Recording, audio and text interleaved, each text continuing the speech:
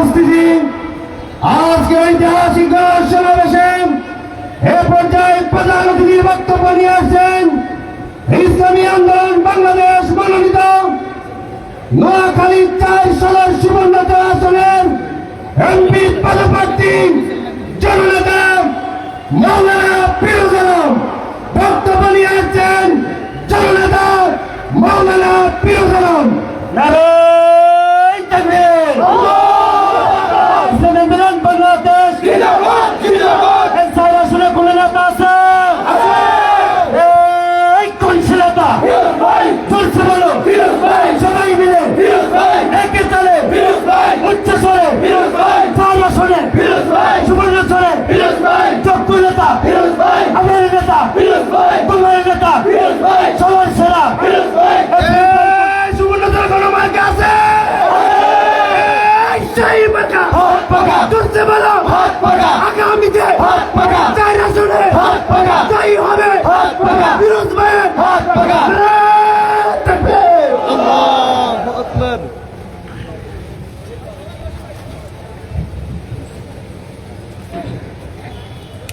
আলহামদুলিল্লাহ আলহামদুলিল্লাহ রাব্বিল আলামিন والصلاة والسلام على سيد المرسلين أعوذ بالله من الشيطان الرجيم بسم الله الرحمن الرحيم إني جاعل في الأرض خليفة صدق الله المولانا العظيم ইসলামী আন্দোলন বাংলাদেশ সুবর্ণচর উপজেলা শাখার উদ্যোগে আয়োজিত আজকের এই বিশাল গণসমাবেশের সংগ্রামী সভাপতি, উপস্থিত ইসলামী আন্দোলন বাংলাদেশ নোয়াখালী জেলা নেতৃবৃন্দ, ইসলামী ছাত্র আন্দোলন, যুব আন্দোলন, শ্রমিক আন্দোলন, ওলামা মাশায়েখ আইম্মা পরিষদ, শিক্ষক ফোরাম সহ নোয়াখালী জেলা নেতৃবৃন্দ, থানা নেতৃবৃন্দ, সর্বস্তরের প্রিয় তৌহিদি জনতা, সুবর্ণচরের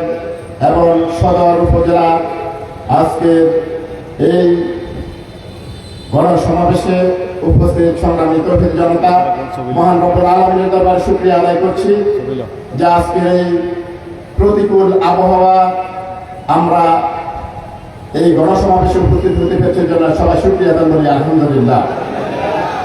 আমি সাথে সাথে কৃতজ্ঞতা প্রকাশ করছি আজকের এই গণসমাবেশ আয়োজন কমিটিকে কৃতজ্ঞতা প্রকাশ করছি।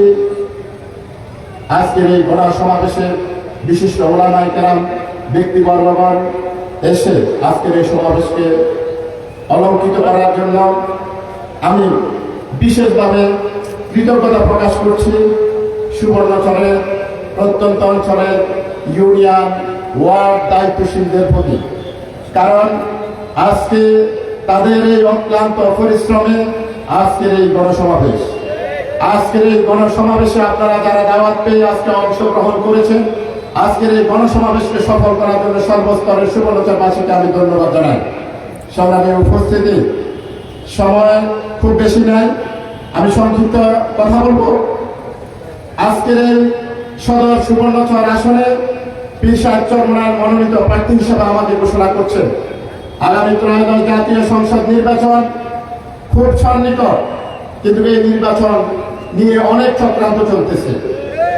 এই নির্বাচন হওয়ার জন্য আমরা সবার আগে প্রস্তুত। সারা বাংলাদেশে ইসলামী আন্দোলন বাংলাদেশ 300 আসনের প্রার্থী ঘোষণা করছে, কিন্তু এই নির্বাচনটা কখন হচ্ছে? জুলাই গণঅভ্যুত্থান পরবর্তী নির্বাচন। এই নির্বাচনটা না হলে আরো 4 বছর পরে হওয়ার কথা, ঠিক কিনা ভাইরা আমার? সুতরাং এই নির্বাচন 6 মাস পরে হবে না 3 বছর পরে হবে সেটা দেখার বিষয় নয়।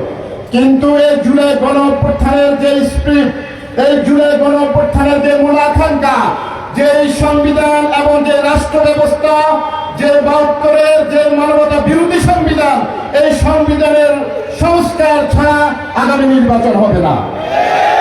আমরা এই সংস্কার চাই। জুলাই গণঅভ্যুত্থানকারী সকল সংগঠন এই সংস্কার চায়, কিন্তু সংস্কার চায় না যারা, তারাই নির্বাচনের বিরোধিতা করতেছে। তারা অন্যত্র বলতেছে আমরা নাকি নির্বাচন চাই না। সংগ্রামী জনতা, প্রিয় সুবর্ণচরবাসী, আমি 91 নির্বাচন থেকে এই সুবর্ণচর মানুষের একটি আবেগ দেখেছি। আমাদের ওই সদর সুবর্ণচরের জনগণ 1991 সালে বলেছিলেন টাকা নাই পয়সা নাই, অমুক ভাই, ঠিক কিনা ভাইয়েরা আমার? আজকে সে ভাইরা হাজার হাজার কোটি টাকার মালিক হয়েছে, কিন্তু আমার এই সুবর্ণচরের মানুষের ভাগ্যের পরিবর্তন হয় নাই। সদর সুবর্ণচরের কোনো উন্নয়ন হয় নাই, কিন্তু তাদের উন্নয়ন হয়েছে। কারণ এই যে সংবিধান, এই যে রাষ্ট্র ব্যবস্থা, এই রাষ্ট্র ব্যবস্থায় মানুষকে প্রতারণা করে, মানুষের ভাগ্যের পরিবর্তন না করে নিজেদের ভাগ্যের পরিবর্তনের প্রক্রিয়ায় রাখা হয়েছে। ঠিক কিনা ভাইরা? আজকে এই গণসমাবেশ থেকে আমি আহ্বান রাখবো, পীর সাহেব চরমোনাই আমাকে প্রার্থী আমাদের যেই কাউকে প্রার্থী ঘোষণা করতো, আমরা সবাই কি ঐক্যবদ্ধ হয়ে কাজ করতাম কিনা?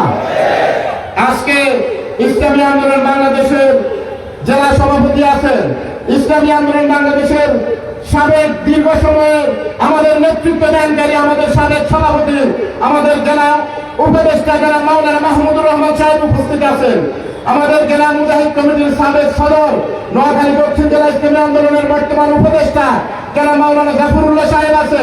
জেলা মুজাহিদ কমিটির সদর মাওলানা শহীদুল ইসলাম সাহেব সহ জেলা নেতৃবৃন্দ সবাই, আমরা সবাই ঐক্যবদ্ধভাবে আমাদের পীর সাহেব চরমোনাই যখন যে সিদ্ধান্ত দেয় আমরা সবাই ঐক্যবদ্ধভাবে সেই সিদ্ধান্ত মেনে নিই। কিন্তু আজকে আমরা দুঃখ এবং পরিতাপের সাথে বলছি, আমাদের দেশে যখন নির্বাচন আসে তখন নির্বাচনকে বানচাল করার জন্য বিভিন্ন চক্রান্ত শুরু হয়। বিগত 54 বছর যে নির্বাচন হয়েছে, এই নির্বাচনের মাধ্যমে নির্বাচন সুষ্ঠু হয়েছে, এর প্রমাণ আছে না? সুষ্ঠু নির্বাচন হয়েছে, কিন্তু ভালো সরকার আসে না। 91 সুষ্ঠু নির্বাচন হয়েছে না? 96 সুষ্ঠু নির্বাচন হয়েছে, 2001 সালেও মোটামুটি সুষ্ঠু নির্বাচন হয়েছে, কিন্তু এই নির্বাচন প্রক্রিয়া ভালো সরকার গঠন হয়নি। এজন্য পীর সাহেব চরমোনাই 2008 সালে জাতীয় নির্বাচন পূর্বে নির্বাচনী ইশতেহারে ঘোষণা দিয়েছেন আগামী নির্বাচন পিয়ার পদ্ধতিতে হতে হবে। দলকে মানুষ ভোট দিবে, আদর্শকে মানুষ ভোট দিবে, দলের প্রতীককে মানুষ ভোট দিবে। আমাদের দেশে একটি কথা আছে, যদি আওয়ামী লীগ এবং বিএনপির থেকে যদি কলা গাছ একজনকে যদি দাঁড় করে আমরা তাকে ভোট দিবে, কথা বলে না? তাহলে মানুষ কি কলা গাছকে ভোট দেয় নাকি প্রতীককে ভোট দেয়? প্রতীককে ভোট দেয়। কিন্তু এখন আমরা যখন বলতেছি ব্যক্তিকে নয় প্রতীককে ভোট দিন, পিয়ার পদ্ধতিতে আদর্শকে ভোট দিন, এখন তারা সেটা মানতে রাখবে। কারণ তারা জানে পিয়ার পদ্ধতিতে নির্বাচন হলে কলা গাছ নির্বাচিত হতে পারবে না। তারা পিয়ার পদ্ধতি নির্বাচন মানতে রাজি নাই। কারো টাকার মালিক চারাবাস মস্তানরা নির্বাচিত হতে পারবে না, এজন্য তারা পিয়ার পদ্ধতি মানে না। আগামী জাতীয় সংসদ নির্বাচন পিয়ার পদ্ধতিতে হবে ইনশাআল্লাহ। পিয়ার পদ্ধতি যারা মানবে না তারা নির্বাচন থেকে বঞ্চিত হবে, তারা জনগণ থেকে বয়কট হবে। তারা 1996 সালেও সেই তত্ত্বাবধায়ক সরকার মানে নাই। ঠিক কিনা বাইরে আমার? 15 ফেব্রুয়ারি একটি ভোট করছে, মনে আছে কিনা? 15 দিন সরকার টিকাতে পারছেন, পরবর্তীতে টিকাতে পারছেন। পিয়ার পদ্ধতিতে নির্বাচন যদি হয়, পিয়ার পদ্ধতি ছাড়া যদি নির্বাচন হয়, কেউ একদিনও সরকার গঠন করে টিকতে পারবে না। এদেশের ছাত্র জনতা থেকে শুরু করে সকল জনগণ, সকল সচেতন মানুষ, সকল শিক্ষাবিদ আগামী জাতীয় নির্বাচন পিয়ার পদ্ধতিতে চায়। সুতরাং আজ 1 সেপ্টেম্বর পীর সাহেব চরমোনাই ঘোষণা দিয়েছেন, আজ 1 সেপ্টেম্বর থেকে 15 সেপ্টেম্বর পর্যন্ত সারা বাংলাদেশে পিয়ার পদ্ধতিতে নির্বাচনের দাবি আদায়ের জন্য দেশব্যাপী গণ আন্দোলন গড়ে তোলার জন্য গণমিছিল, গণসংযোগ, লিফলেট বিতরণ সহ বিভিন্ন কর্মসূচি ঘোষণা করছে। আমরা সকল কর্মসূচি বাস্তবায়ন করবো ইনশাআল্লাহ। আমি পীর সাহেব চরমোনাই সদর সুবর্ণচরের মনোনীত প্রার্থী হিসেবে আপনাদের কাছে আমি কয়েকটি যে কথা বলতে চাই, যে বিগত সময়ে যারা আপনাদেরকে বিভিন্ন উন্নয়নের কথা বলছে, বিভিন্ন ওয়াদা করছে, তারা কি সেই ওয়াদা রক্ষা করছে? কোনো ওয়াদা রক্ষা করে নাই। বিগত সময়ে এই নোয়াখালী সদর সুবর্ণচর নোয়াখালীর দক্ষিণ অঞ্চলকে ইকোনমিক জোন ঘোষণা করার সিদ্ধান্ত হয়েছে, মনে আছে কিনা? কিন্তু আজ পর্যন্ত নোয়াখালী দক্ষিণ অঞ্চল থেকে ইকোনমিক জোন হিসেবে কি ঘোষণা করছে? বাস্তবায়ন করছে? করে নাই। তারা মূলত নোয়াখালীর জনগণের কোনো ভাগ্যের পরিবর্তন চায় না।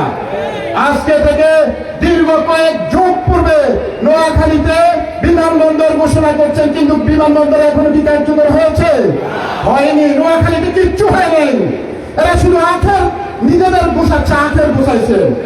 সংগ্রামী সুবর্ণচরবাসী, এই নোয়াখালী সুবর্ণচর দক্ষিণ অঞ্চলের নোয়াখালী সুবর্ণচর দক্ষিণ অঞ্চলের মানুষের প্রাণের দাবি যে নোয়াখালী থেকে মাঝদি থেকে ঢাকা থেকে সরাসরি রেল সংযোগের দাবি আসছিল দীর্ঘ সময় থেকে, কিন্তু এখন পর্যন্ত রেল সংযোগ করা হয়নি। পীর সাহেব চরমনায় ইসলামী আন্দোলন বাংলাদেশকে যদি আপনারা যদি বিজয় করেন, আপনারা প্রতীককে যদি বিজয় করেন, ইসলামী আন্দোলন বাংলাদেশের প্রতিনিধিকে যদি বিজয় করেন, ইনশাআল্লাহ অতীতে যারা যে ওয়াদা করছে সারা সেই ওয়াদা বন্ধ করছে, আমরা সেই ওয়াদা পালন করবো ইনশাআল্লাহ। সংগ্রামী সুবর্ণচরবাসী, আমাদের এই দক্ষিণ অঞ্চল যে মোহাম্মদপুর ইউনিয়ন এবং সরকার বাংলাবাজার ইউনিয়ন নদী ভাঙ্গন কবলিত এলাকা, সেই নদী ভাঙ্গন গুলোকে রক্ষার জন্য কার্যকরী কোনো পদক্ষেপ গ্রহণ করে নাই। আমরা ইসলামী আন্দোলন বাংলাদেশ যদি বিজয় হয়, আমরা এই নোয়াখালী দক্ষিণ অঞ্চল প্রতিটি মানুষের জানমাল নিরাপত্তার জন্য আমরা নদী ভাঙ্গন রোধ করবো, রোধের কার্যকরী পদক্ষেপ গ্রহণ করবো ইনশাআল্লাহ। সংগ্রামী সুবর্ণচরবাসী, আমাদের এই নোয়াখালী দক্ষিণ অঞ্চলের সুবর্ণচর অঞ্চল হচ্ছে কৃষি উন্নয়নমূলক দেশ, কৃষি এলাকা। এই এলাকার মানুষ, বেশিরভাগ মানুষ হচ্ছে কৃষক, কিন্তু কৃষকদের জন্য বিজ্ঞান ভিত্তিক কোন কৃষি ব্যবস্থা এই অঞ্চলে নাই। মানুষের জলাবদ্ধতা নিরসনের কোন সুব্যবস্থা নাই। এখানকার মানুষ আকাশ থেকে বৃষ্টি হলে চাষাবাদ করতে পারে, বৃষ্টি না হলে কোনো চাষাবাদ করতে পারে না। আমরা ইসলামী আন্দোলন বাংলাদেশকে যদি আপনারা যদি বিজয় করেন, এখানকার কৃষকদের যে মৌলিক চাহিদা কৃষি উন্নয়নে আমরা মানুষের যে পানির সেচ ব্যবস্থা থেকে শুরু করে কৃষকদের সকল মৌলিক চাহিদা আমরা যথাযথভাবে বাস্তবায়ন করবো ইনশাআল্লাহ। সংগ্রামী তৌহিদ জনতা, সময় একেবারে কম। আমি আপনাদের সাথে অনেক ওয়াদা করে কিন্তু লাভ নাই। ইসলামী আন্দোলন বাংলাদেশ সোজা সাপটা কথা হচ্ছে, দেশের জনগণের জন্য, প্রতিটি মানুষের জন্য, প্রতিটি অঞ্চলের জন্য রাষ্ট্রীয়ভাবে যে বাজেট হয় সেই বাজেটের ১৭টা আমরা বাস্তবায়ন করবো। আমাদের মাধ্যমে এক টাকাও রাষ্ট্রের মানুষের কোন অধিকার লঙ্ঘন হবে না ইনশাআল্লাহ। কোন পেশার রূপ হবে না, কোন মানুষের তসরুপ হবে না মানুষের সম্পদের। সুতরাং আমরা বিগত ৫৪ বছর যারা শাসন করেছে তারা দুর্নীতিতে বাংলাদেশকে চ্যাম্পিয়ন করছেন। তারা মানুষের মৌলিক অধিকার, মানুষের সাংবিধানিক অধিকার, ভোটের অধিকার, মানুষের মুখের অধিকার তারা ধ্বংস করছে, তারা লুণ্ঠন করছে। আমরা আগামীতে একটি ইসলামী শরিয়া ভিত্তিক একটি সুন্দর রাষ্ট্র ব্যবস্থা কায়েম করবো, যাতে করে এদেশের সকল স্তরের মানুষ, কৃষক, শ্রমিক, ধনী, গরিব, শিক্ষিত, অশিক্ষিত, মুসলমান, অমুসলমান, সকল শ্রেণী পেশার মানুষ, সকল ধর্ম গোত্রের মানুষ যাতে করে শান্তিতে বসবাস, সমান অধিকার নিয়ে বাস করতে পারে, তার বাস্তবায়ন করা হবে ইনশাআল্লাহ। তাই আমি পীর সাহেব চরমনায়ের পক্ষ থেকে আপনাদের কাছে উদাত্ত আহ্বান জানাচ্ছি, আগামী জাতীয় ত্রয়োদশ নির্বাচনে, জাতীয় সংসদ নির্বাচনে আমরা সকলে ঐক্যবদ্ধভাবে ইসলামের পক্ষে, পীর সাহেব চরমনায়ের পক্ষে, ইসলামী আন্দোলন বাংলাদেশের পক্ষে হাত পাকা প্রতীকে বিপুল ভোট দিয়ে আমরা আগামী দিনে ইসলামকে ক্ষমতা নিব, এই আশাবাদ ব্যক্ত করে আমার আলোচনা এখানে সমাপ্ত করছি। সংগ্রামী উপস্থিতি,